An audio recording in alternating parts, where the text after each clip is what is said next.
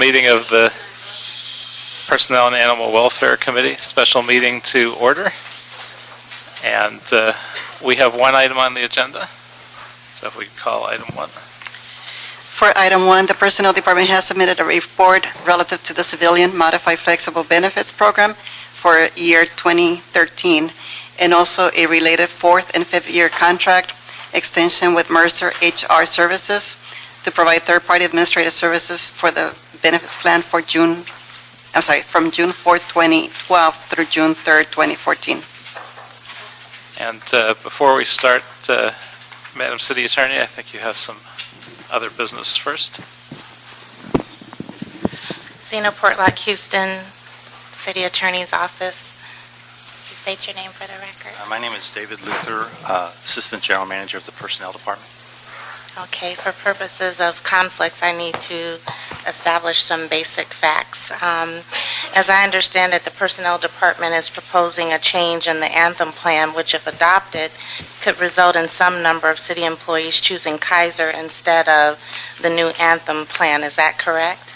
That is a possibility. During open enrollment. Employees do have the option to choose providers. Yes, so that is correct.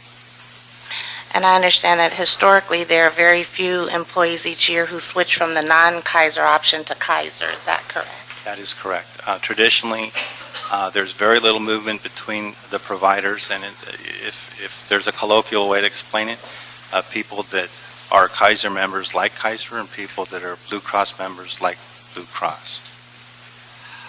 Assuming the Personnel Committee adopts the recommendations today, do you anticipate that many Anthem participants will instead switch to Kaiser in the next enrollment period? Again, it is unknown in a sense that employees still have the right to choose during open enrollment. We would expect there not to be much movement between the plans, though. Assuming the Personnel Committee adopts the recommendations today, do you think it likely that Kaiser's annual revenues will increase by $1 million? Just to clarify, you're talking about the recommendations in the Personnel report? Correct. Again, we can't answer that question until we actually know the results of the open enrollment. We would expect that amount to be relatively minor, though. Finally, assuming that Councilmember Koretz actually opposes your recommendations to create a more narrow Anthem network, do you anticipate that his vote will actually increase Kaiser's revenues? It would depend on if there's additional plan design changes that Council would want to make in lieu of the recommendations that we made in the report. So at this point, we couldn't even estimate what impact that would be, but then again, we don't know what the plan design changes would be proposed, and I think at that point, if there was some certainty on changes to the plan design, we would be able to assess and answer that question. At this point, we can't. Okay. Based upon that background, I think it's appropriate for Mr. Koretz to proceed as a part of this hearing and to participate. Thank you. So, on that basis, if we could have a staff report on this item.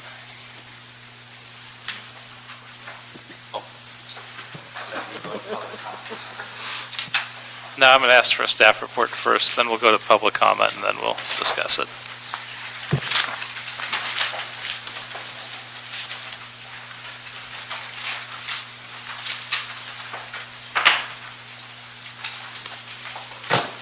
Just for the record, my name's Alex Vasquez with Personnel Department.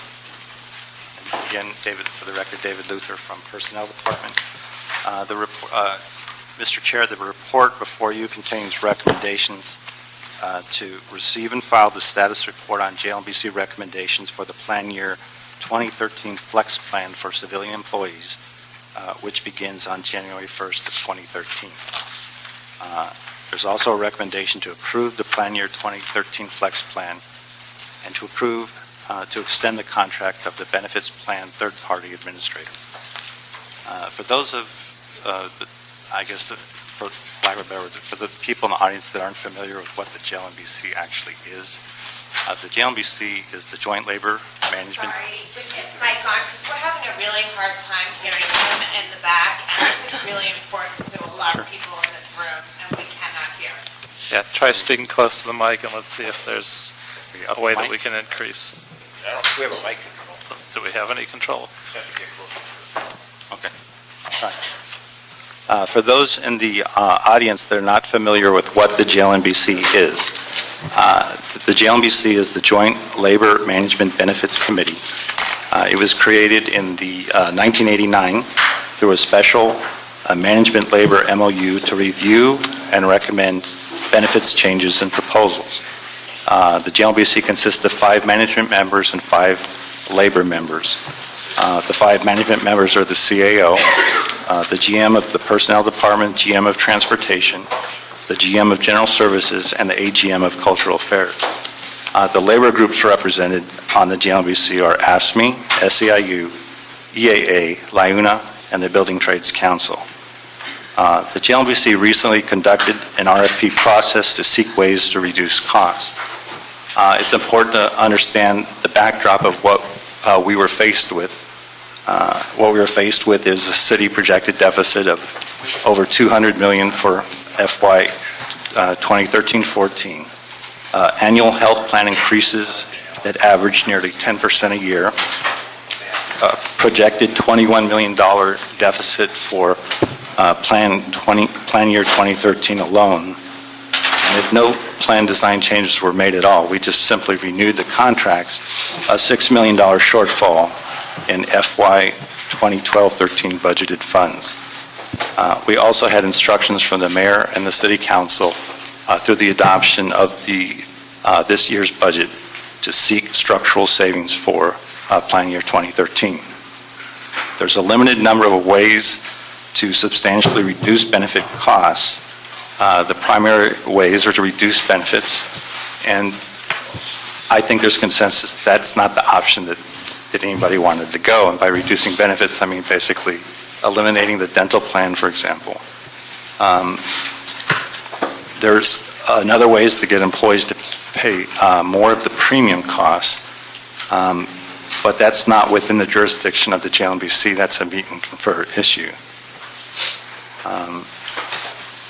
We can reduce the premium subsidy, which is the city's payment for the premiums.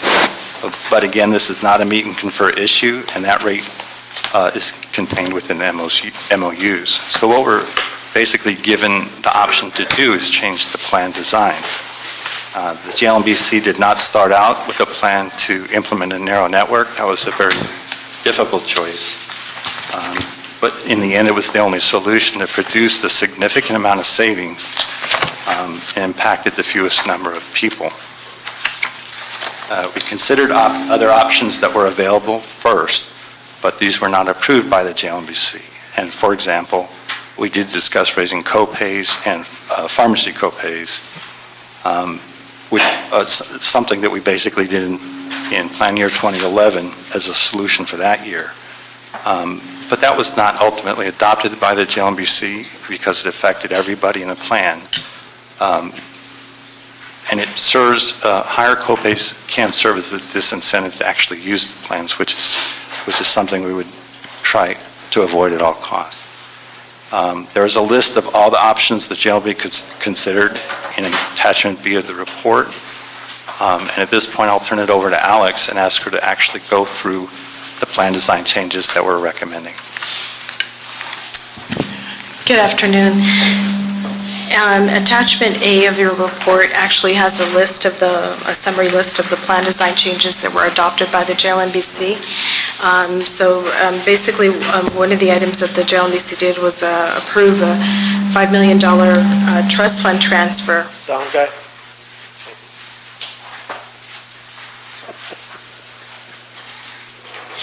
A $5 million trust fund transfer from the Employee Benefits Trust Fund to the city's general fund.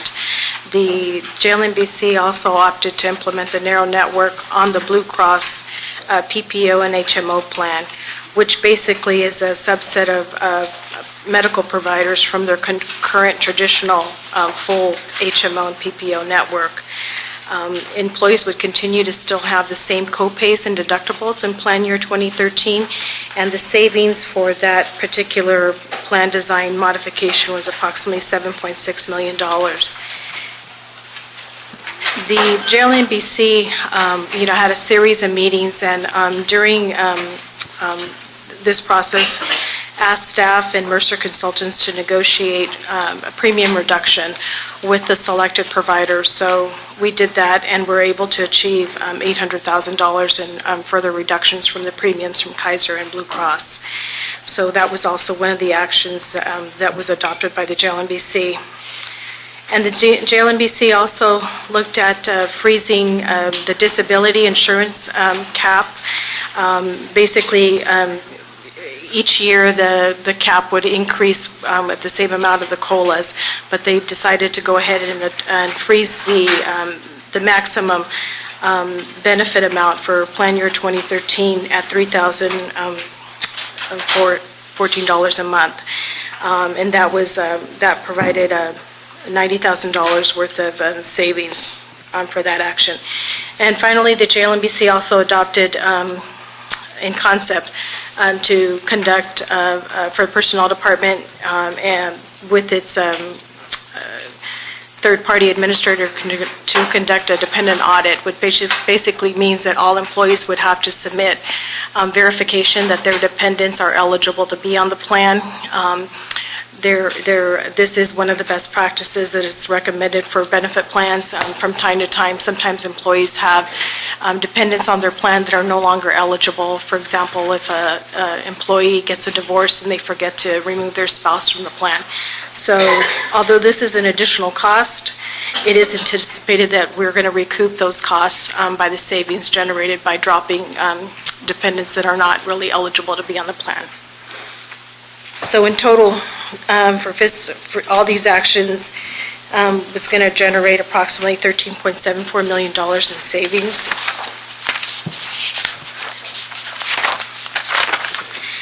And I just want to refer you then also to attachment D, because what we tried to do in this attachment was just basically reflect what the impact would be of implementing the narrow network and which employees would be impacted and which employees and dependents would be impacted. So what we're estimating is that about less than 4% of the employees will be impacted in that they have to elect a new primary care physician because their current primary care physician will be out of network. This is a small number of employees relative to the total number of participants in the Flex Plan. Most of the Flex Plan participants are in the Kaiser plan, about 50.6%. Another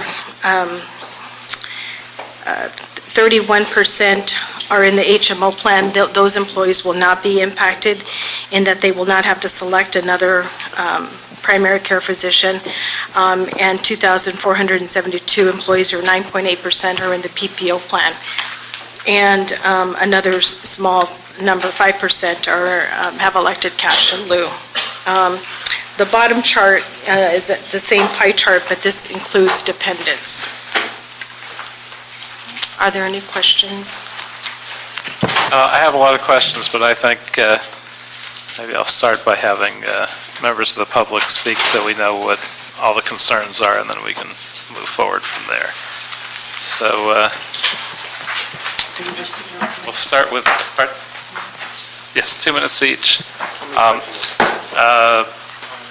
15 maybe. Oh, and I don't think we ever announced the roll call. We're joined by Councilmember Dennis Stein, Councilmember Richard Alarcon, and myself, Paul Corrett, so we have a full complement of the committee.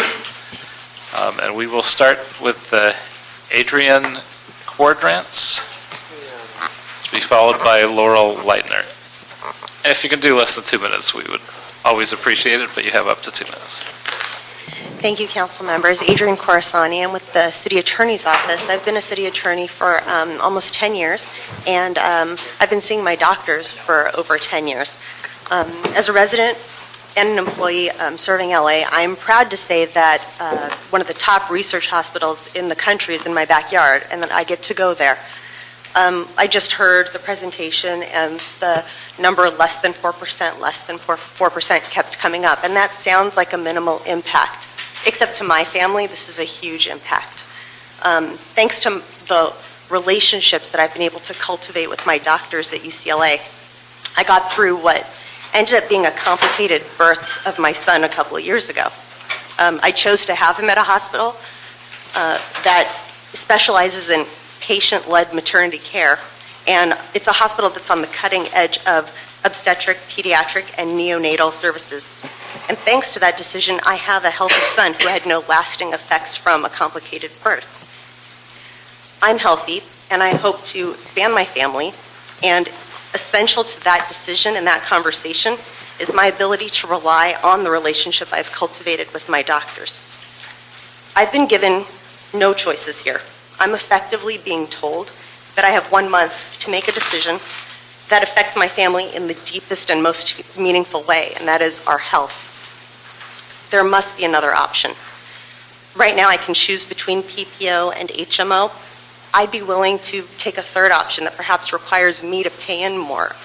I'm willing to consider a lot of things, if you are, in order to make that decision for my family. Please don't make my family's health choices for us, and please don't limit our access to high-quality health care. You haven't met my son, and although he's not a celebrity, trust me, he deserves the best health care he can get. Thank you. Thank you. Laurel Leitner, She had to. followed by, had to leave, Basia Jankowski. Sorry for mangling your name. That's all right. Good afternoon, honorable members. My name is Basha Jankowski. I've been an employee of the city of Los Angeles for 17 years, and my health is of utmost important to me. I'm the only parent of a 5-year-old.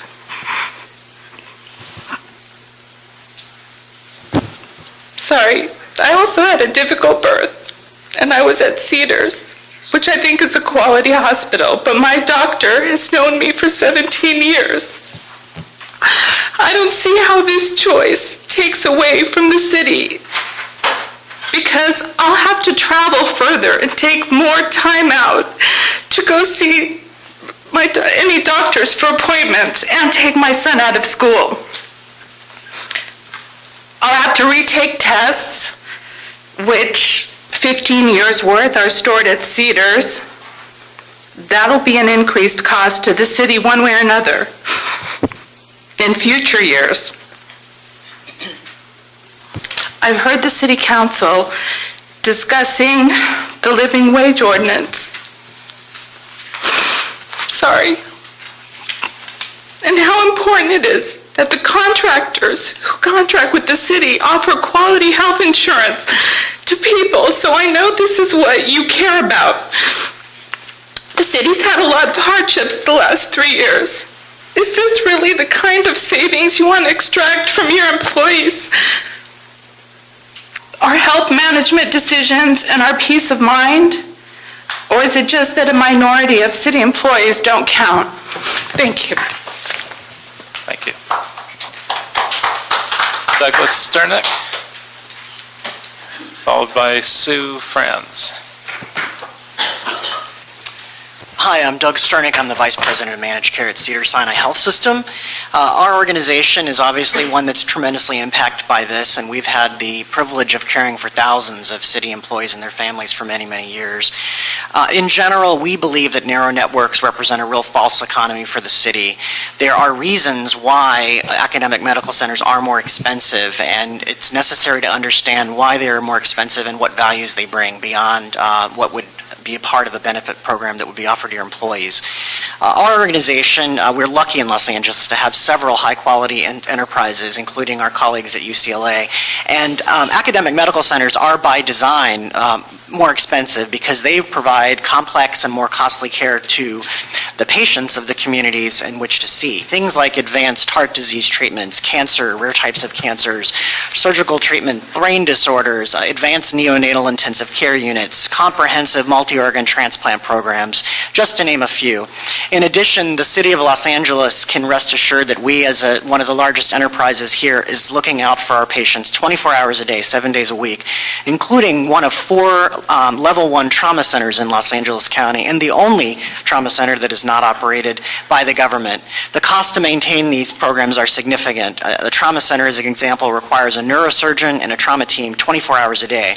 That said, we understand the tremendous high cost of healthcare, and we have teams of people that are looking to make care more efficient and to try and make the healthcare process as streamlined as possible. The quality aspects are also important as well. I'll give you 2 statistics. Cedars-Sinai has the best 30-day survival rate of all hospitals in California for the last 4 years for people admitted for heart failure, pneumonia, and heart attacks. And central line infections, which are a cause of tremendous complications and death rates, we've almost eliminated that, having a 91% lower complication rate than national averages. I would encourage you to listen to Anthem's proposal that would enable Cedars-Sinai and UCLA to continue in the network for the PPO members. Thank you. Thank you. Sue France? Mr. Chairman, members of this committee, my name is Sue Franz. I'm an assistant city attorney, and I was diagnosed with breast cancer this year. It's quite traumatic when it happens to you. It's even more traumatic when you're told that you have the fastest growing type of cancer, a grade 3 possible. In addition to that, I was also told that it was atypical. Most breast cancer is ductal cancer. 80% of all breast cancer is ductal. Mine was not. Mine fell within a 10%. It was atypical. It wasn't rare. I had to make a decision, and rather quickly, in terms of where I go. The 2 top women's health care centers are the ones you are now eliminating. The Revlon UCLA Breast Cancer Center is where I ended up going. They are employees, very good employees for the city of Los Angeles in terms of being productive members. The other nationally ranked breast cancer center is at Cedars, and I find it amazing in this day and age that UCLA turns their back, or that the council would even consider turning their back on these 2 breast cancer centers. As a result of my optimum care, I had minimal time off from work. The fact that it was an integrated approach allowed me to work 6 hours a day and then go during the evening hours, late afternoon, to do radiation therapy for 6.5 weeks. I was pushed initially towards getting chemotherapy, but because of cutting-edge research, they were able to do a molecular diagnostic test, whereas my initial outcome was 48.6% likely that I would have distal reoccurrence cancer within the next 5 years.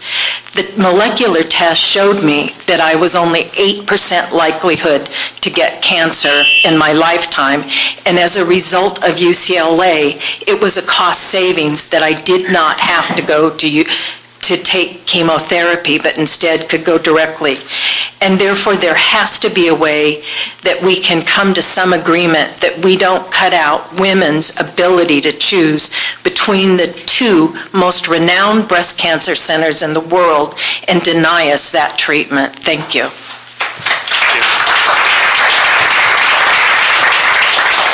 So how long have you been with the city attorney's office? 29 years. I have only gone out of network twice. I have always had a PPO. This is the first time I turned with it. I looked at a number of institutes, but the 2 for women's diagnostic health care is UCLA and Cedars.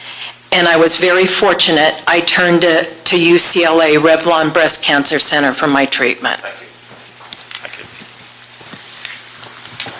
Vivian Swanigan Crenshaw, followed by Suzanne Tracy.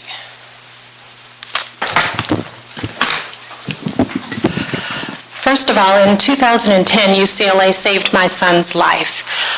It's not the hospital my family normally uses. We actually use Cedars-Sinai, and I'm with the Cedars-Sinai Medical Group.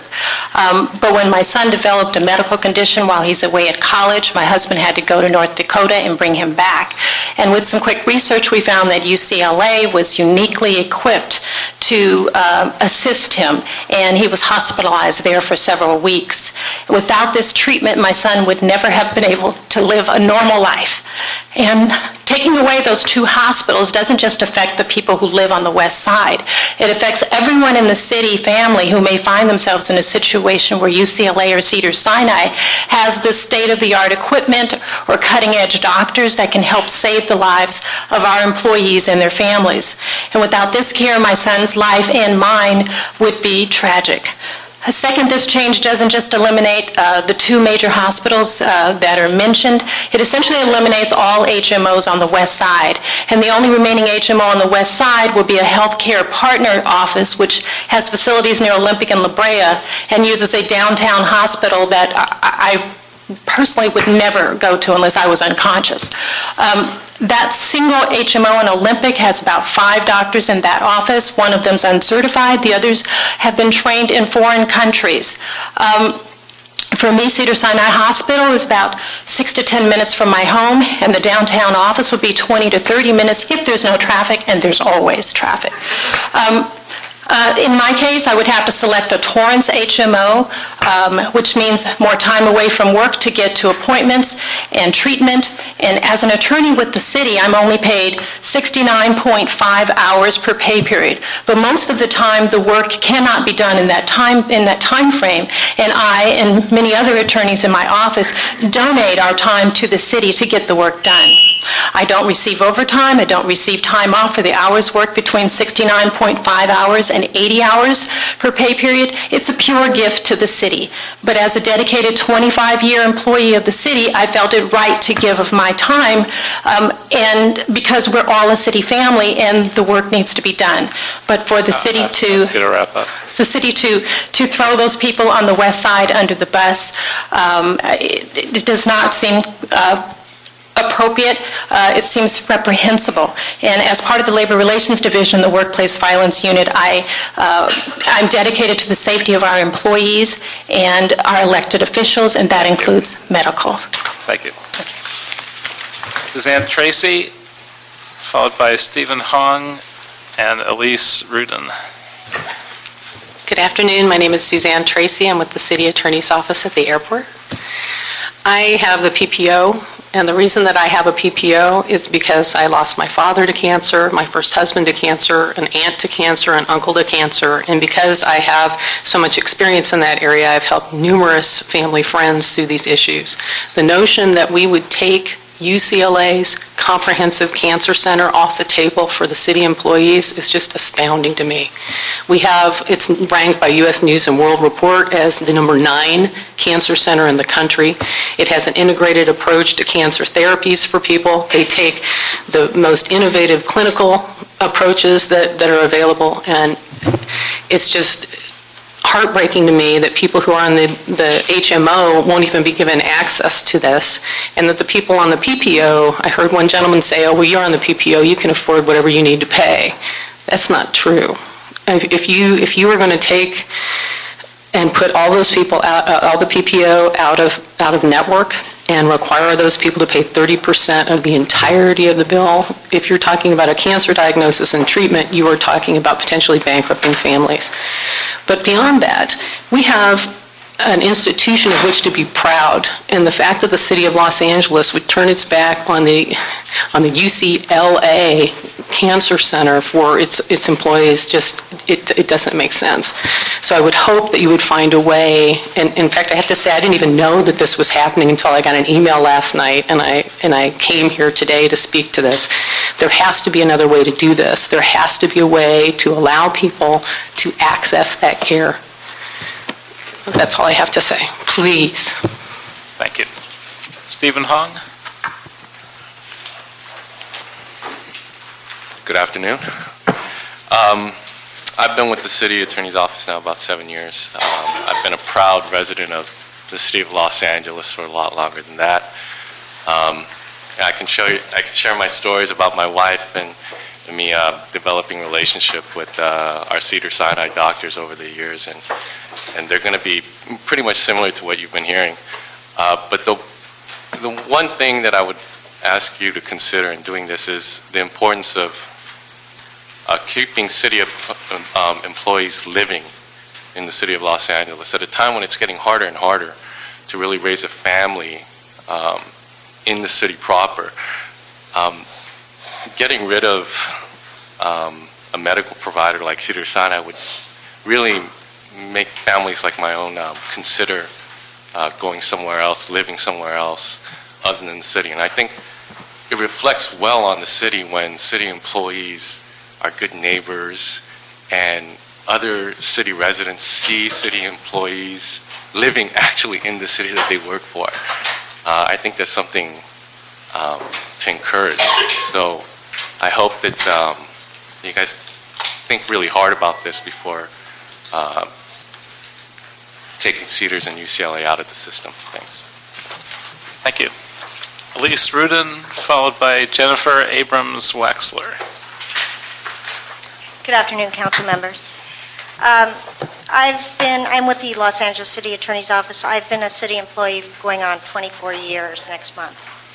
And I've always been a proud citizen of the city of LA. I am proud to work for the city because the city has always, at least what I've observed up until recently, made decisions not because they were just cost effective, but also they were the right thing to do. For instance, when the city decided to add domestic partners on health plans, that was done because it was the right thing to do, not because it was the most cost-effective thing to do. I could tell you about my family and about my sons. I have 3 boys and our health needs, and I commend all my colleagues who have very movingly spoke. But what's perplexing to me, number one, the fact that I had to find out about this from the LA Times when I opened the paper is, I think, a very sad statement about where we are. The second thing that is perplexing to me about this is why would the city choose to disenfranchise members of the citizens that actually live within the boundaries of the city itself, as well as the businesses? It just doesn't even make sense for the city. Many of the people that are affected live within the city itself, and then to ask me or my family to go out to Pasadena or Santa Monica for health care, it doesn't really make much sense.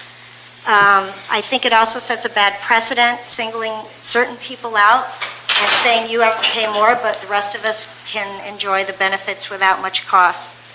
I would ask, please, if you would reconsider this, because I don't know if it's been thought out in a way that would be most beneficial to us all, rather than just disenfranchising certain members. It's a divide and conquer tactic. I think it sets a very poor precedent. I think we're better than that.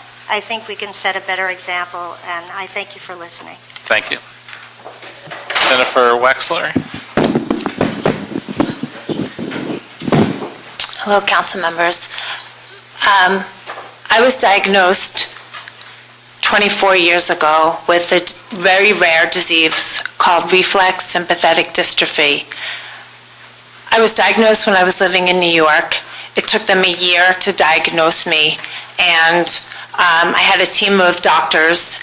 It frightened me to move to California because I didn't think that I would find a team of doctors that I could work with. I do now have a team of doctors that are familiar with my disease and work with me on a regular basis, and all of those doctors are at Cedars-Sinai. There are no other doctors in California that even know of this disease, let alone can treat me. I receive chemotherapy every 3 months. I go for shots once a month. I have physical therapy once a week. I had, in the last 2 years, 2 surgeries. My colleagues can tell you, for the last 2 years, I have been on crutches more than I've walked on my own 2 feet. And if this plan takes place, and I can no longer see those doctors at Cedars-Sinai, I will live in pain forever, and I will be in a wheelchair. Because there are no doctors at Kaiser that can treat me. None of them know even what this disease is, let alone can treat me. And I can't afford to pay what I would need to pay out of pocket for the treatment that I have to endure to be able to walk myself. So please, please do not do this. I am begging you. Thank you. Thank you. Adina Hopenstand, followed by Jennifer Roos Ramirez. Good afternoon, Mr. Chairperson and council members. My name is Adina Hopenstand. I've been an employee of the City Attorney's Office for the last 5 years, but I've been part of the city family for over 30 years, as my mother is also in the City Attorney's Office. And I'm here to contribute to what the public comment has already indicated and displayed, which is to give a human face to what are these supposed calculations made about the quote-unquote impacted parties.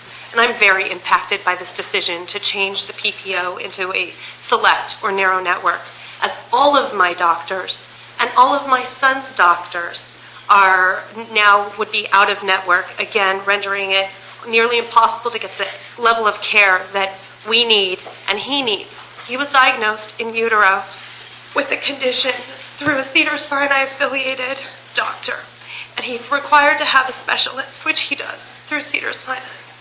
And to eliminate the choices that people have over their basic health care, over their basic bodies, is something so fundamental that really requires as much consideration as we could possibly ask you to have. I also live in Councilmember Corritz's district, and geographically am very impacted by this decision, as other members have indicated.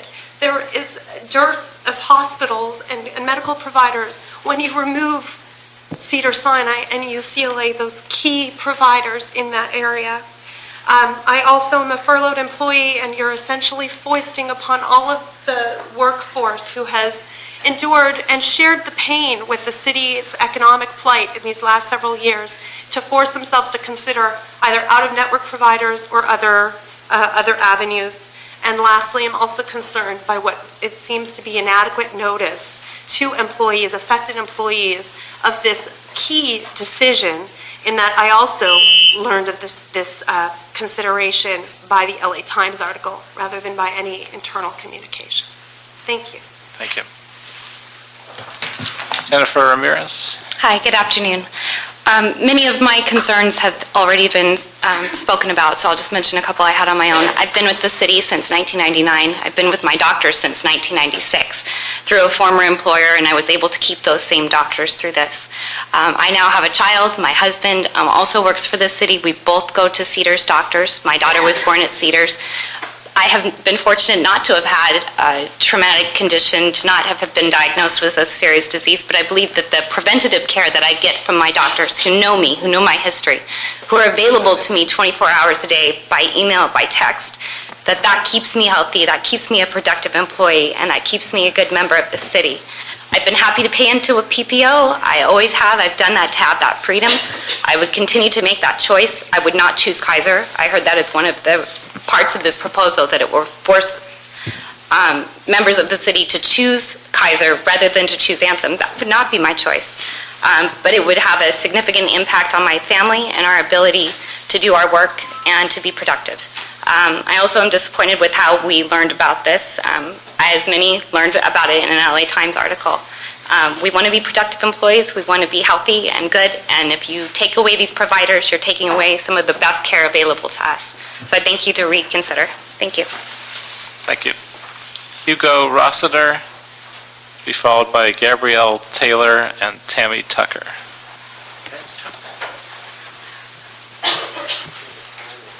Mr. Chairman, members of the committee, we often hear the phrase the city family when we're in the council chambers, and when we're in meetings, and when we talk amongst ourselves. And I think this is one time when the city council and this committee really think as for what you are, and in essence, the heads of the family. I believe that this proposal is deeply flawed. It's not just a question of achieving minimal disruption, which sounds like an analyst phrase, if I ever heard one. There is a qualitative issue, and I don't have the same searing stories that we've been hearing. I have had 2 new knees, 2 new hips, and 2 stents, so I've certainly gone through a number of medical things, but nothing to the extent that you've heard. I think this is truly flawed. And what it appears to me is happening is that, quite frankly, the HMO participants are being sacrificed in order to support the Kaiser participation and keep the Kaiser premiums from going up, or the cost of being in Kaiser going up, for a variety of reasons. I think that is wrong. I think all the members of the family should bear some participatory cost, and in one way or another. There's no magic to Kaiser in and of itself, and there are very good qualitative, geographic reasons, traditional reasons in terms of relations with physicians that require, I think, that you find another way. So I would urge you to put this matter on hold in some fashion, to have some additional review in short order, and achieve a choice for those of us who are still in the Blue Cross HMO, and we find a solution together. Thank you very much. Thank you. Gabrielle Taylor. Good afternoon, council members. I've been with the city for 6 years. I am a furloughed employee, and I am proud to be a public servant. I'm here because most people have addressed my concerns, but I think that needs to be reiterated is that many employees aren't here today who are affected.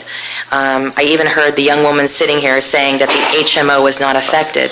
There is a lack of notice, a lack of information, and a misinformation regarding this issue. When it comes to people's well-being and health, these are private issues. I think people don't know what's going on. I personally don't understand all the aspects of this decision. So I am asking that you delay this decision, that you set very lunchtime meetings where employees can actually attend, or after work meetings where we can truly be heard, because these are personal to us. This is going to affect how we interact with our families, our futures, and how we do our work here and today at the city. So I think that we deserve time and to research this ourselves, and we deserve to be heard. And I'm asking you to delay this decision. Thank you. Thank you. Tammy Tucker, followed by Philip Sugar and Terry Martin Brown. Hi, I'm Tammy Tucker, and I'm the Vice President of Account Management for Anthem Blue Cross. So I would like to propose an option for the city to consider, and I'd like to share that proposal with you now. I might go a tad over 2 minutes, but I'm going to try to scrunch it down, okay? So we've been the non-Kaiser health insurance option for 15 years. This past year, in January, we went out to bid. We were taken out to bid by the city and by Mercer, your world-renowned employee benefit consulting firm, and were asked to come up with solutions and an alternative to our 8% renewal rate increase for 2013, 8%. So we put as an alternative our narrow network program on the table for the city's consideration, and the city made the decision to select our HMO narrow network and our PPO narrow network, saving the city $7.5 million on the HMO and $433,000 on the PPO. The city and the labor unions together voted to accept our proposal, which dropped our rate increase from 8% down to 0.2%. Now, so the decision was made, and then the article came out. The LA Times article came out, and the article was pretty factual. However, the title, which is written by an editor at the LA Times, not the writer, got the header wrong and announced that all Blue Cross health plans were losing UCLA and Cedars. So our phones lit up initially by other customers who had not purchased our narrow networks. So because our phones have lit up, because your phones have lit up, because there are 1,261 employees of yours who are impacted by this change. 1,261 employees. But when you add their families, their children and their spouses, it's 3,500 members. 900 members impacted at Cedars, about 934 people impacted at UCLA. So of the 3,500 members, 1,800 of them are from those two medical systems. So we've been listening to your voices of your employees. We've been listening to our providers, Cedars and UCLA, who are also upset with us. And by the way, we also insure their employees. So they're not feeling so hot about us right now. And so we've come to you today with a proposal. And the proposal is that we recommend you keep the traditional PPO you have in place right now and not move to the narrow network PPO. And in a show of support to help you defray the loss of your $430,000 savings, we're willing to fund $250,000 of the $433,000 savings you would be giving up by not moving to the PPO Select in exchange for a one-year contract extension. You see, in January, this procurement process starts all over again. I am adamantly opposed, and we are adamantly opposed to that. So we would like to extend the contract, give you an additional $250,000 in savings, and then defray the other $183,000 or $187,000 worth of savings to the next year. So in essence, put in this program or keep this program for 2 years instead of one.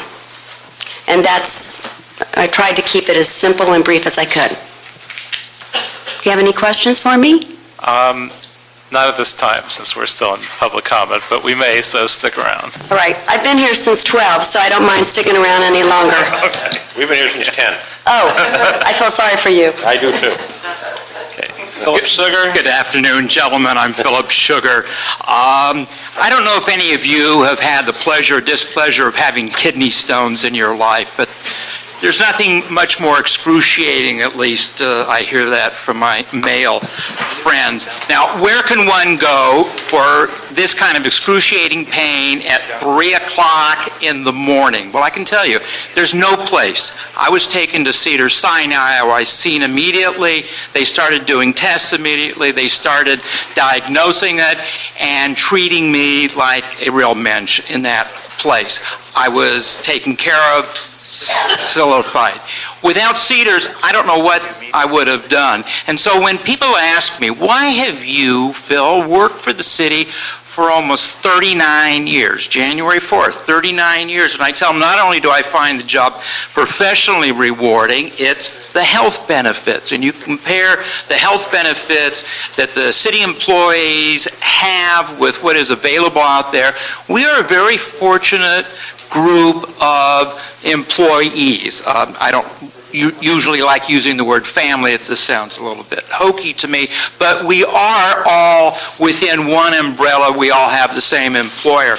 And the health benefits are that we have the choice of finding some of the finest medical care available. Now with the proposal, if I or somebody else is being told, well, I'm sorry, your copay is going to go up from 10% to 30%, that is a significant amount, setting aside the fact that we're on furloughs. But in a 20% addition to the kind of cost that modern medical care costs, that might be significantly enough to force me to quit the PPO HMO and go over to Kaiser. Now, the assistant general manager said, oh, we don't think that there are going to be many people that are going to switch. I beg to differ.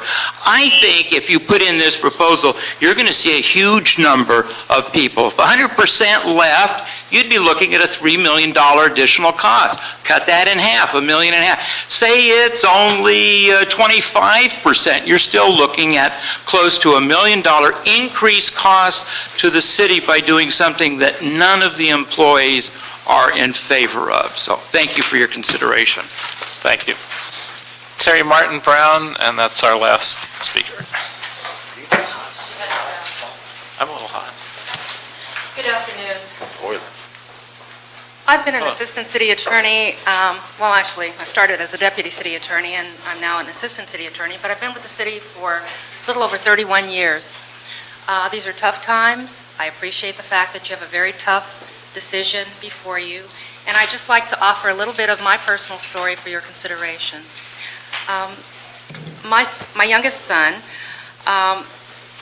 in 1989, I took him to a world-renowned hospital here in the city of Los Angeles at 8 months old, and he was diagnosed with cerebral palsy, and I was told that he would, by a specialist there, that he would never walk, and that he was probably mentally retarded and a host of other things. I found that difficult to accept. As a layperson, just looking at him, I saw some different things that doctor perhaps did not see. I took him to UCLA, where they have a cerebral palsy clinic, which is world-renowned, which is the only one that I'm aware of in this region. And he was seen and treated by a team of wonderful doctors and specialists, neurologists, orthopedic surgeons, physical therapists, occupational therapists, and the like. And they followed him until today. My son is now a senior at Stanford University. He's done outstandingly well.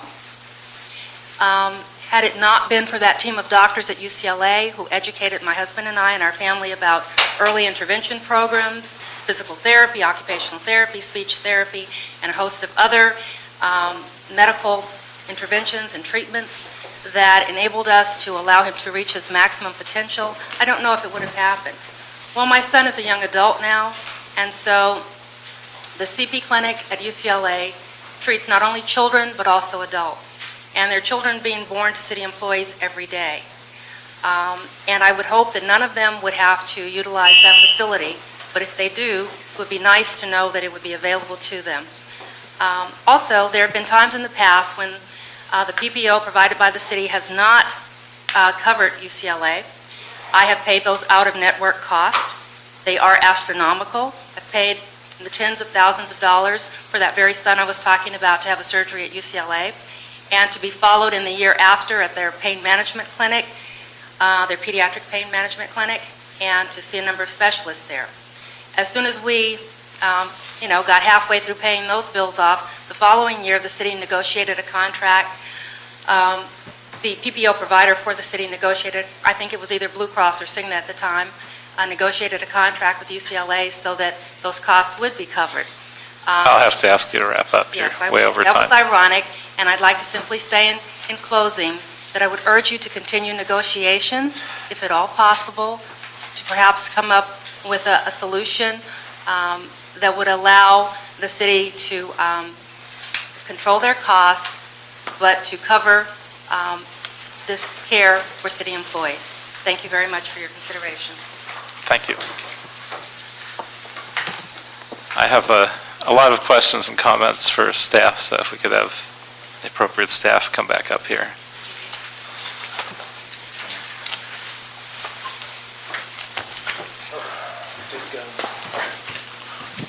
First of all, we had a lot of complaints about finding out late about this process. Folks who have those complaints should know they're not alone.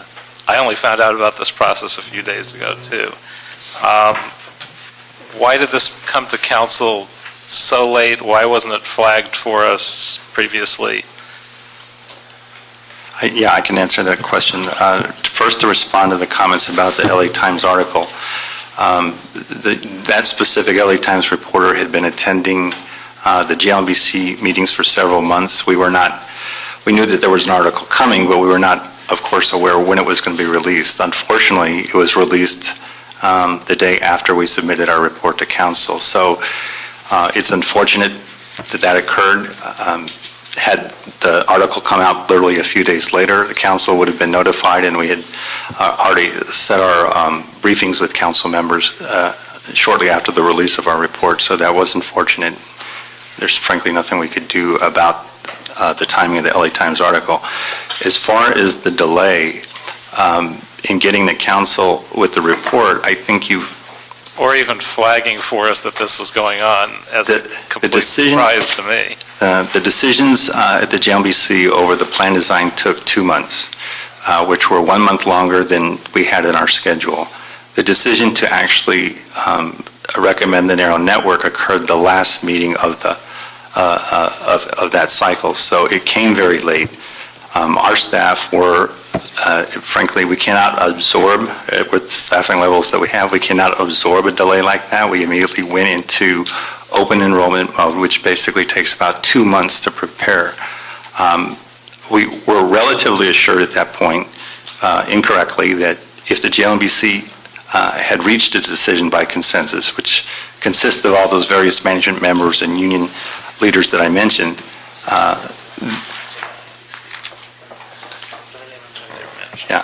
that the issue in front of council would be, although they do maintain authority over plan design, we believe, that the issue at council would basically be to resolve a dispute between management and labor, and in this case, there wasn't one.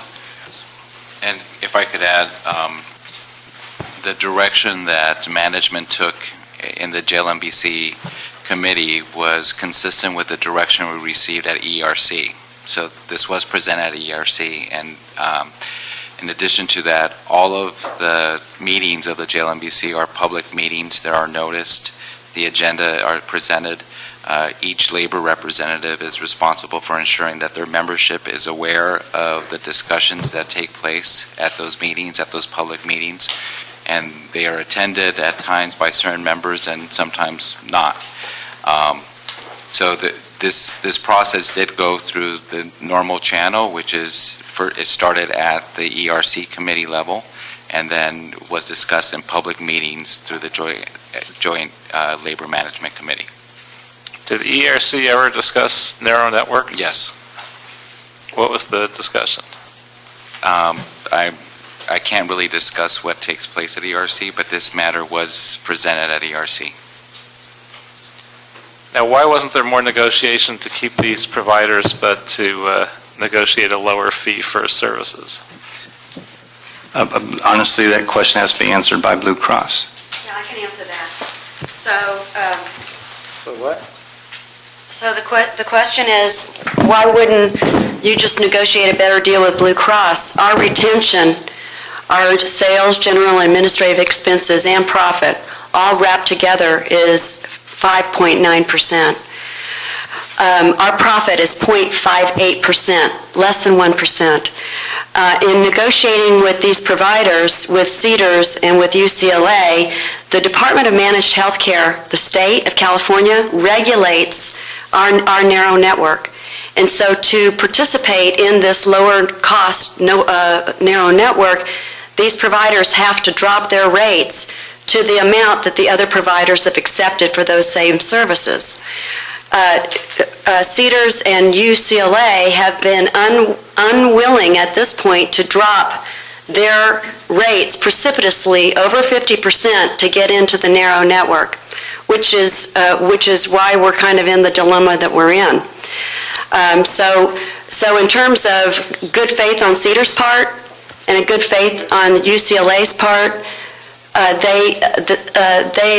they're working with us to try to get their costs down, but... That wasn't your question. What do you, okay, so let me try it again. Well, the question was more to staff, but I guess it's also to you. Why? We're talking about... The question was directed to staff. We're talking about working with UCLA and with Cedars.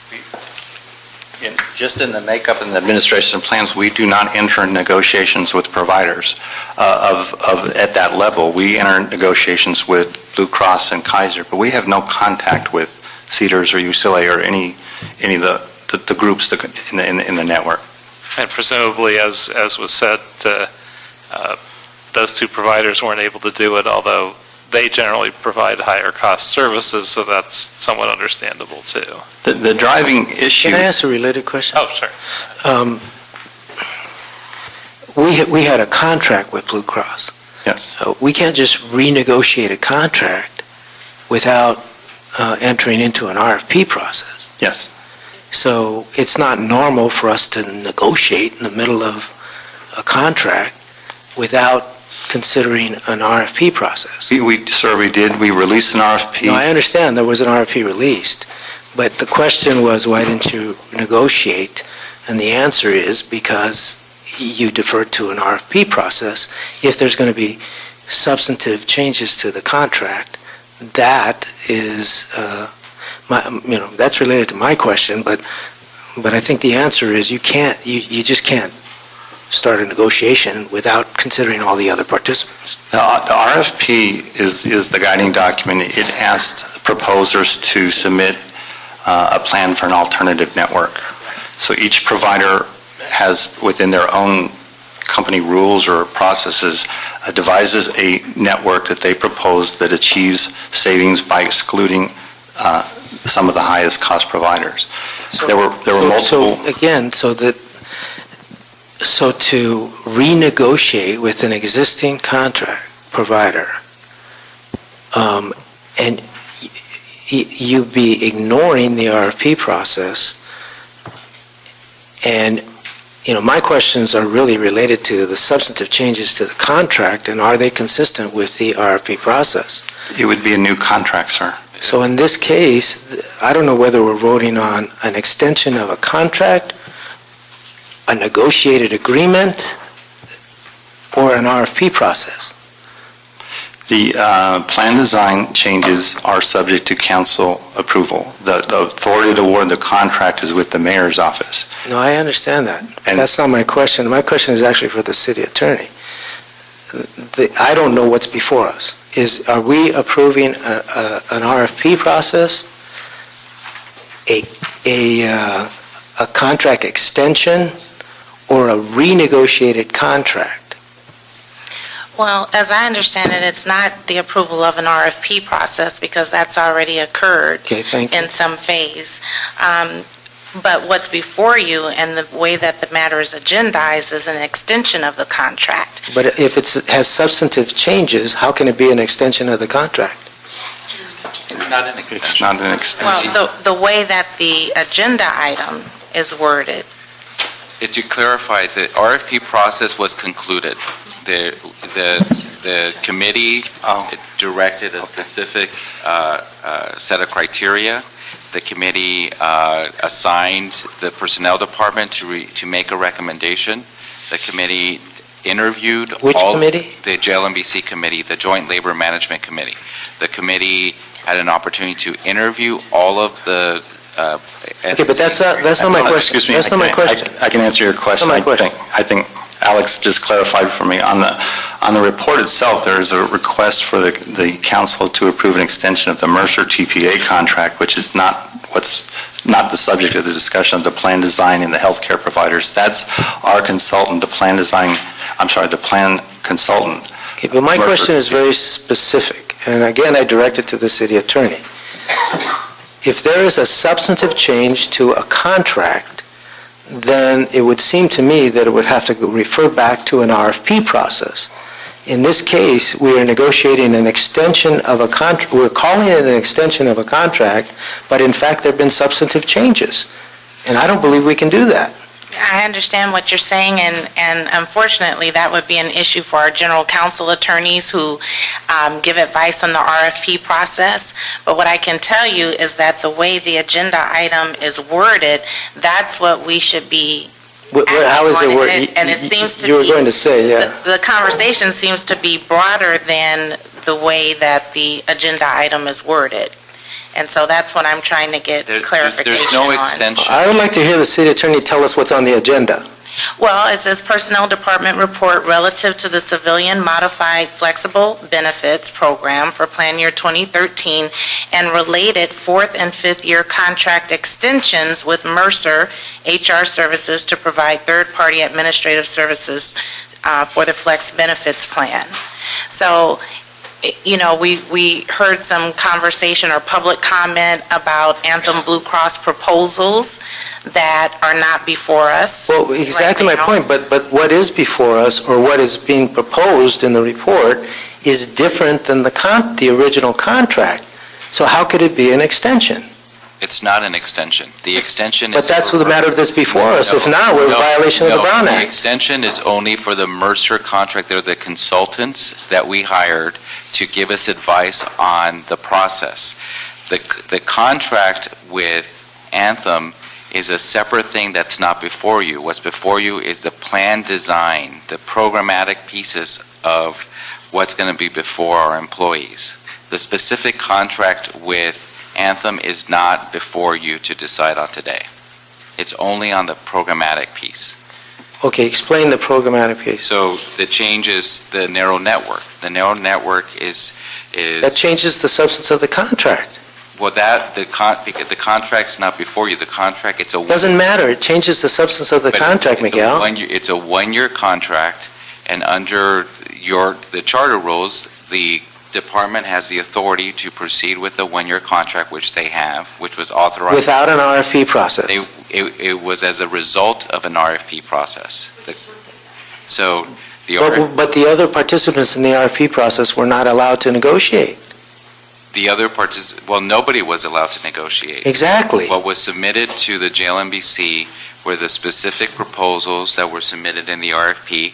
We were instructed by the city attorney that we could not negotiate with any of the bidders, including Anthem, that we basically had to look at their specific proposals as they are and vote them up or down. So when Blue Cross sits here and makes an offer, that is not a negotiation? I would just clarify, the city attorney authorized us to negotiate once the vendors had been selected. We could not negotiate with the vendors until there'd been a decision to select vendors. Did we select vendors in the RFP process? Yes, Blue Cross and Kaiser.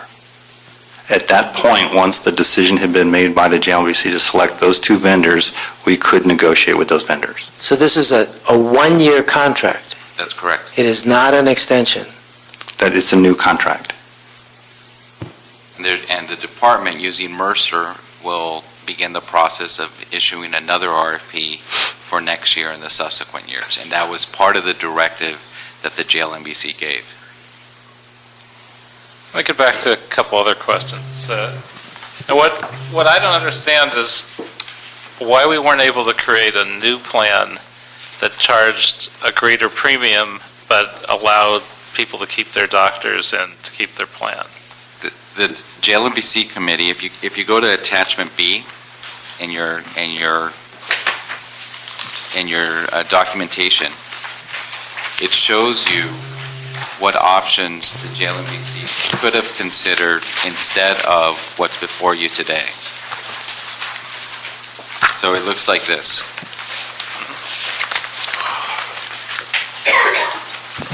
So if the target was $12 million, which is what we had a hole for this fiscal year for $6 million, and because it's a calendar year, it would be $12 million, then the options that could have been considered, for example, if you go to box number 1, to increase office visit copay, if you increased it by $30 for everybody, not just for, assuming that the narrow network doesn't exist, this would be an increase for everybody.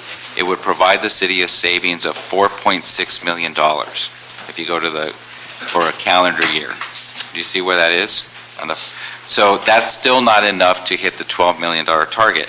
So in addition to that, the city would have to increase the office visit specialty physician copay to $35 for an additional $4.2 million. Again, still not enough. So in addition to that, the city would have to increase the hospital inpatient copay to $50, which would provide $1.5 million worth of savings. Still not enough. We would also have to increase the pharmacy copay and change the formula to $10, $30, and $50 retail for $1.9 million.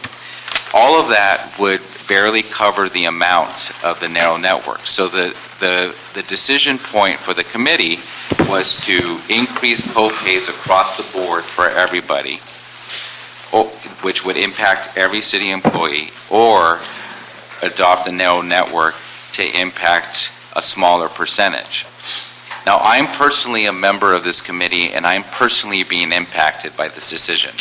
My 4 daughters and myself will not have a physician as a result of this decision. You're conflicted out.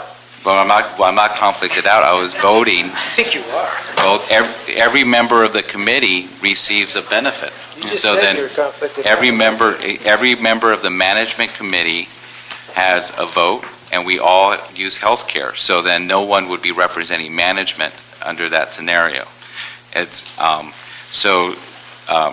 The decision, so this is a significant decision before you, and it was one that the committee grappled with in a significant way.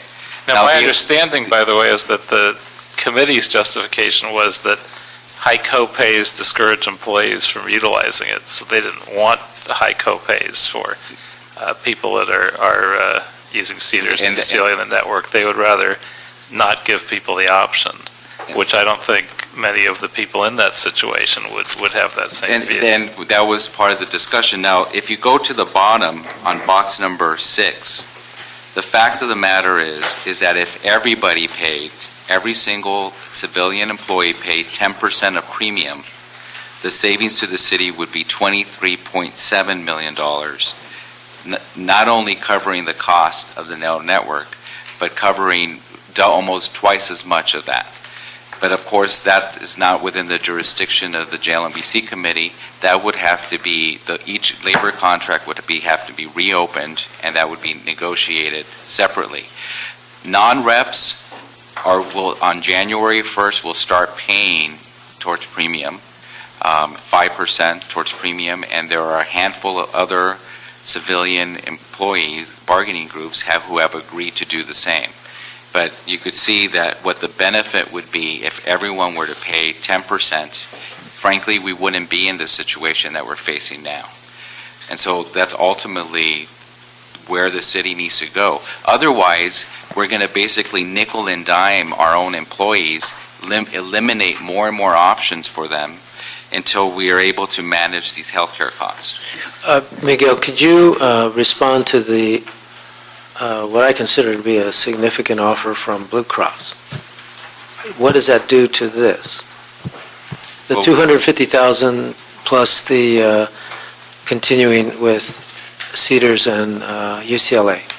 The way I understood, I haven't seen the proposal in writing, so what I heard today is that in exchange for a 2-year contract, this is a 1-year contract, they are willing to allow for the PPO program to continue, where they would absorb half of the costs and the city would lose the savings for the other half. Which is around $200,000. I mean, that's So 433 minus 250 is the difference of about 180,000 lost savings. Okay, council members, I allowed that communication in the context of public comment, but it wouldn't be appropriate to have give and take on that proposal when there's been an RFP process, and so we would have to consult with general counsel to determine how best to get that information before the JLMBC. You certainly, as the personnel committee, could ask for a report back, but to engage in an exchange about the merits of that proposal, I don't believe would be appropriate. Miguel, how do we deal with that proposal? What's an appropriate way to handle that in a timely fashion in the context of this discussion? Well, I could tell you, and certainly welcome my colleagues, there were a number of proposals that were submitted during the JLMBC process, during the interviews, and we were instructed by the city attorney that we could not consider any of those proposals, that we had to complete the process. As a result of the frustration of being unable to negotiate with all of the vendors, the committee voted to make this only a 1-year contract to allow for a new RFP to proceed forward, so that we could find a mechanism to allow the city to be more effective in negotiating these contracts in the future. We didn't want to lock ourselves in for an extended period of time when we didn't have the kind of flexibility that you obviously are seeking today to be able to come up with a better option. There are members of the JLMBC from labor who are here today too, who I'm sure would be happy to speak to that decision as well. I mean, to be honest, seems like the JLMBC looked at it and said, okay, we don't want to have the broad group of employees have to do anything, so let's sacrifice a small group. Now, that small group happens to be geographically almost entirely encompassed in the 5th District minus its valley portion. Virtually everybody goes to Cedars and UCLA. So certainly my constituency among city employees is dramatically impacted. It's generally the people that live on the west side in that area and people that have specialty medical needs that can't be handled by other hospitals other than UCLA and Cedars that don't happen to live in the area. So in essence, we're saying, okay, let's sacrifice 4 or 5% of the people for whom this is a significant need, and everybody else gets off the hook. Mr. Koretz, the emphasis today has been on those 2 facilities, but there are facilities all over the city, all over the region, actually, not just in the city of Los Angeles impacted. I know from personal experience, my doctor is at Pomona Valley, and my doctor would not be part of the narrow network. So there's this scope of the impact is beyond just these 2 hospitals. Oh, I'd have to say it's more focused on those 2 hospitals. And geographically, it's a bigger hole in the ability to access care in that geographic area, I believe, than in others. Mr. Koretz, I don't know, the whole purpose of public comment is to weigh in on the issue before us. I don't understand why we cannot consider the fact that the Blue Cross has changed that discussion considerably, and we should not move forward with this proposal as is until that process is fully vetted. And whether it's sending it back to the Joint Labor Management Committee or that is just too good of an offer for us to ignore. I'm not saying that an action, as you just suggested, wouldn't be appropriate. I'm saying that the proposal was made in the context of public comment, which the committee can hear whatever's within the jurisdiction of the committee, and clearly that is. But as the matter is agendized, it's not specific to any one entity's proposal or modifications or amendments that they may be willing to make. So you're not able to take action specifically on that proposal, but certainly you could do exactly as you just stated. What I would recommend is that we send this back to the Joint Labor Management Committee. And then, if you want to waive it out of committee, it's fine with me, but it seems to me this is new information that can have, actually it could have a positive or negative impact. I don't know. There has been an analysis on it. And I don't know the legal authorities either. So for all those reasons, I think we are not in a position to make a decision today, and we should send this back to Joint Labor Management Committee ASAP. Well, before Blue Cross changes their mind. Two questions on that thought, and then we'll go to Mr. Zine. One is, what happens to open enrollment if we do that? And number 2, I was going to suggest something similar before we even had the offer from Blue Cross, that since the savings is almost entirely on the HMO side, and yet some people could shift from HMO to PPO and at least still keep their doctors, whether we should only move forward with the HMO piece of it and try to deal with the PPO at a later point, but leave it at its current level. But they impact each other, Paul. Carve out the HMO. You can't do them separate. What happens to the premiums? We need to say that then. Am I wrong to say that one impacts the other? Yes, we can. We have a few comments on that, if we're permitted. As far as going back to JLMBC, I think that's a plan that would work as long as, I think Councilmember Alarcon suggested that we, on that issue, we waive it out of committee and report to council because the open enrollment period is actually started. October 1st. So if that were amenable to the committee, I think we could do some analysis of that issue and report directly to council. But Alex did have a few comments on the impact of doing that. As far as changing the PPO plan back to a full network, what the impact of that would be is that the premium rates are going to go up. So for specifically, they would go up for the city, and they would also go up for those employees who have contributions to those premiums. Currently, the city subsidizes the majority of the premium costs, but employees who have employee and spouse or employee and family in the PPO plan do have payroll deductions to pay for that cost. So this would impact all employees in the PPO that are, who elect those, that particular plan.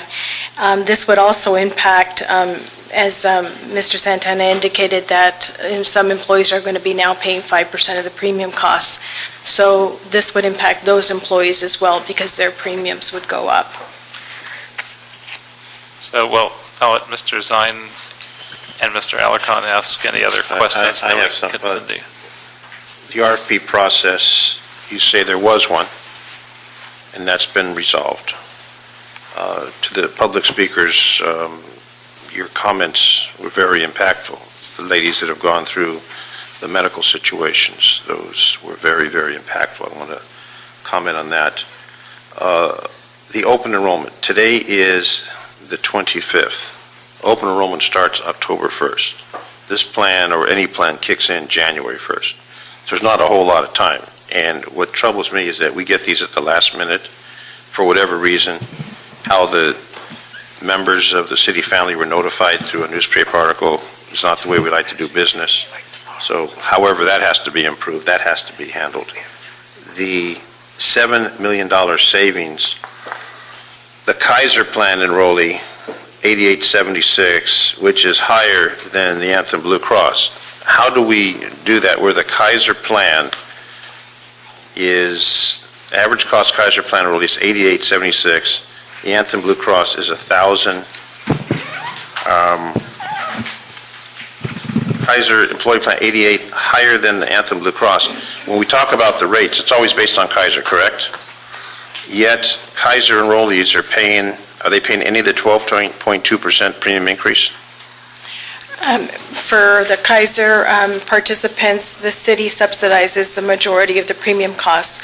Those employees that are going to be contributing 5%, which are the non-reps, currently EAA, Port Police, and managing attorneys, they will pay 5% of premiums regardless of what plan they're in, at least 5%. What about the 12.2 premium increase for Kaiser? The city subsidizes the large... 12.2? The city basically pays about 98% of the premium costs for all employees.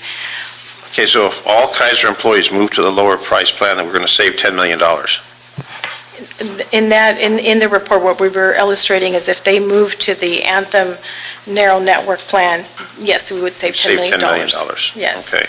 And the Anthem plan is what most of these people want, but not the narrow network. They want the Anthem plan where they can take care of the medical issues and that of their families, which I support. Cedars is renowned for cancer treatment, the treatment and the follow-up, and when you get diagnosed, as we know, our colleague Bill Rosendahl is going through cancer therapy right now, your life turns upside down. His life's been turned upside down. The folks that have that, all of a sudden, it's like you're rolling that roulette wheel and there you go. And there's no predetermination, it just happens. So we need to make sure they have this coverage, that they're comfortable. And the plan was brought to us with the joint labor management agreeing that this was the best plan, in spite of the fact that the members, city employees, were not informed, and it's being directed to them. They're represented on the committee.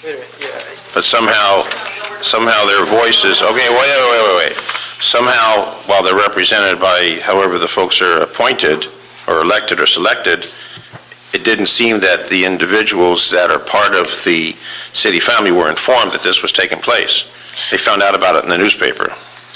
to that point, I just want to say a couple things, if you would allow me. Sure. Unfortunately, as David had indicated, the LA Times article came out at this last Friday. Letters were mailed to all employees in the Anthem plan explaining this change and explaining what their options are.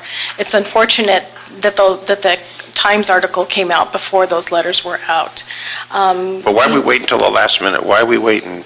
If October 1st is so close, why are we waiting to inform them without giving them any option? And then they come here panicking, because I know my office received calls. The folks are panicking that all of a sudden their medical situation can turn upside down. Right. In addition to the letters that were going out, we also sent an email out to all the union representatives advising them of the upcoming open enrollment, and that was sent out mid-September. Well, why didn't we send it out to all members of the city family who could be affected? And Instead of just the union members? we're also in the process of sending out open enrollment materials to all city employees, informing them again of this change. We're going to be holding webinars, informing employees about these changes. Yeah, but your time frame is so short. Tomorrow's a Jewish holiday. The city council is not in session. And then you're talking about just, a week, and then Carmageddon's coming this weekend, which is going to be the end of the 405, 101. And these folks don't have any time to, we got to have some time to prepare. They need time to prepare.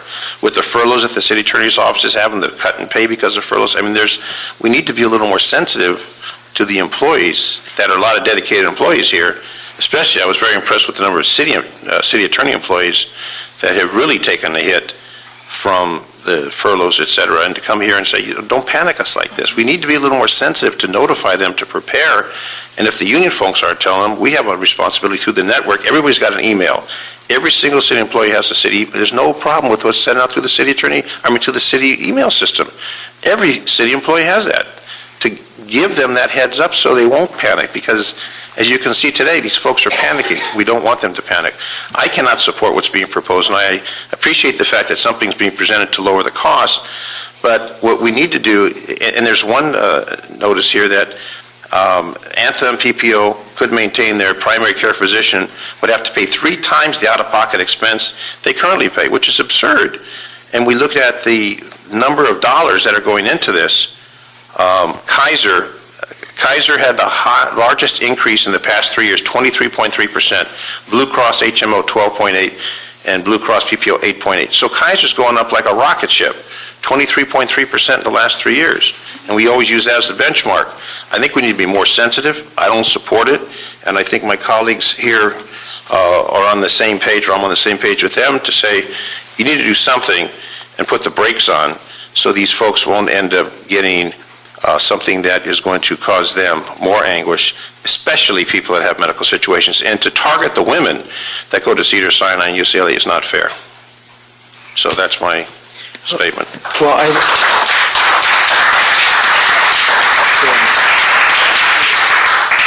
I think there are larger powers at play here than the personnel department staff it can take responsibility for. And the politics that are at play are significant, and so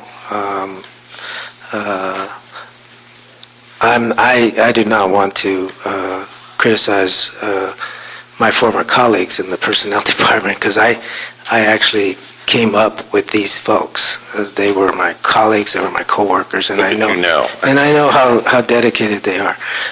Maybe the notice to the unrepped employees should have been expedited. I don't know when you knew that this proposal was going forward, but at that point, they should have been notified.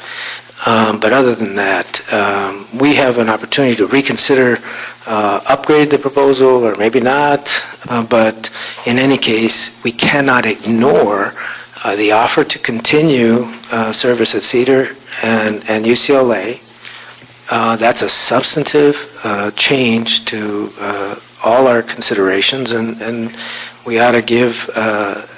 I think it is more important to have the Joint Labor Management Committee reconsider this matter, given the new information, then to move forward with the open enrollment process, quite frankly. If we have to wait a couple of weeks into the open enrollment process, I think we should wait a couple of weeks. That still gives us 2.5 months to allow the members to change their plans. So it's the beginning of the open enrollment, it's not the end of it. So I would encourage that we move this on to Joint Labor Management Committee with a recommendation to consider the public comment of the Personnel Committee and waive it out of committee so that we can go directly to council, which would require a public hearing. We could have that discussion in council. And I think I really don't know what to do anything else would be to perhaps blow off a great opportunity to save money for the city and provide quality benefits to our workers. Yeah, I would agree. By the way, full disclosure, I'm HMO, so I'm not involved. But if my wife had breast cancer and I were a PPO, I would take her from Mission Hills to UCLA or to Revlon or someplace else, wherever she would need to go. So this is not a district issue. That's true. Yeah, it's a little bit of both, but I would agree with your suggestion, and I would like to ask the JLMBC to both look at keeping the PPO as it is and take into account in whatever way possible the Blue Cross Anthem offer. I'd also like to have them take another look at coming up with a premium plan that would allow UCLA and Cedars in their HMO for higher premiums and higher copays. I don't believe in the case of people that really need to access those two facilities that the higher copay would be a discouragement. I think having access would be the higher encouragement for most people in that circumstance. So, I got one more. Medicare and Medi-Cal. Medicare and Medi-Cal. How do these rates compare to Medicare and Medi-Cal for the payment to the hospitals, the Medicare, and the Medi-Cal? Because when you turn 65, you're covered by the Medicare plan. And I, fortunately, August 1st, turned 65, and I'm covered. And I'm going to go to UCLA and Cedars, and both. Hopefully I won't get sick. What's the comparison on the rate that we're paying for our employees versus what the Medicare, Medi-Cal? That'd be something that we should look at. You know the answer? Yeah. Okay. If you could please tell us those. Okay, so the question is, how do payments from the city to Cedars and LA compare to payments that Medicare and Medi-Cal pay to Cedars and UCLA? Right. Medi-Cal pays Cedars and UCLA about 40 cents on the dollar. Okay. Medicare pays UCLA and Cedars 85 cents on the dollar. Okay. Private sector, which is you and me, pay UCLA and Cedars 142% of Medicare. There you go. 1/3 of the beds are supporting 2/3 of the beds. 2/3 of the beds in Cedars and UCLA are Medicare and So we should all be 65. There you go. We're working. She's working to be 65. So there's the rate chart right there. if there's no more questions or comments, I think we have a motion, and hopefully that motion is clear to go back to the JLMBC with the suggestions and concerns of this committee, and then have that waived out of personnel and brought directly back to council in a timely fashion. So there being no other items on the agenda, this meeting is adjourned. Can we move I don't think there's a way. They're waiving the whole report.